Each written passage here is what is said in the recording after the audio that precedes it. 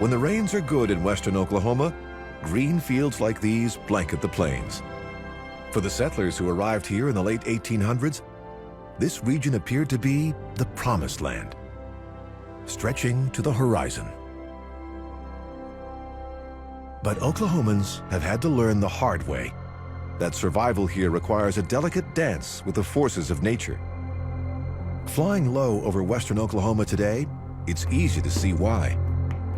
Much of it is actually bone dry, thanks to a recent drought. When it gets this dry, plants and grasses are all that keep the topsoil from blowing away. It was easy to forget that in the late 19th century, because the rains kept coming.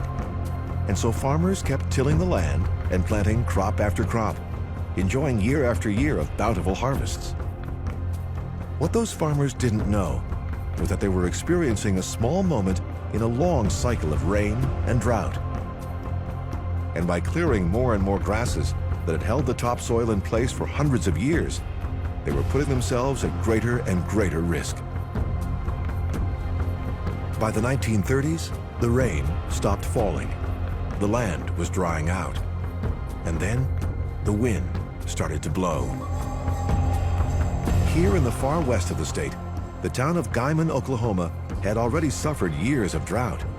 Residents prayed for rain at the town's Methodist church, but the clouds that arrived brought dust instead. Storms of dust that they called black blizzards. At the time, dust storms were frequent across a vast swath of the Great Plains. But in 1935, the worst of them all hit the Oklahoma Panhandle. A towering wave of dust raced south towards the cities of Guymon and Boise City.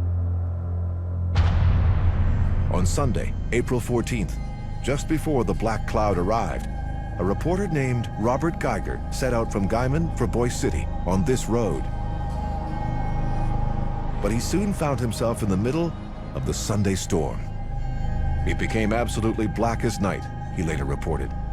We slammed on the brakes and turned on the car lights. Exploring by touch, we found the car to be in a dust drift. It was Geiger who coined the term Dust Bowl the next day in his article for the Washington, D.C. Evening Star. The storm raced toward the southwest, a storm the National Weather Service later described as a massive wall of blowing dust that resembled a land-based tsunami. Residents waited as the black wall approached downtown Boise City.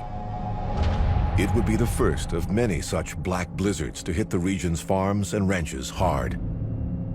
Cars and trucks stopped working. No one has captured the experience of this time better than Oklahoma native Woody Guthrie. A dust storm hit, and it hit like thunder. It dusted us over, and it covered us under. Blocked out the traffic and blocked out the sun. Straight for home all the people did run. With no crops left in the field and no money in the bank, desperation set in. Oklahomans, for whom this land was all they'd ever known, packed up what they could and fled. Soon, a mass exodus had begun. 2.5 million people from Oklahoma and other plain states fleeing the Dust Bowl, part of the largest migration in U.S. history. Overloaded cars, trucks, and even wagons streamed down Oklahoma's country roads as migrants made their way to the Mother Road, Route 66, to get out of the state and start their search for a new life.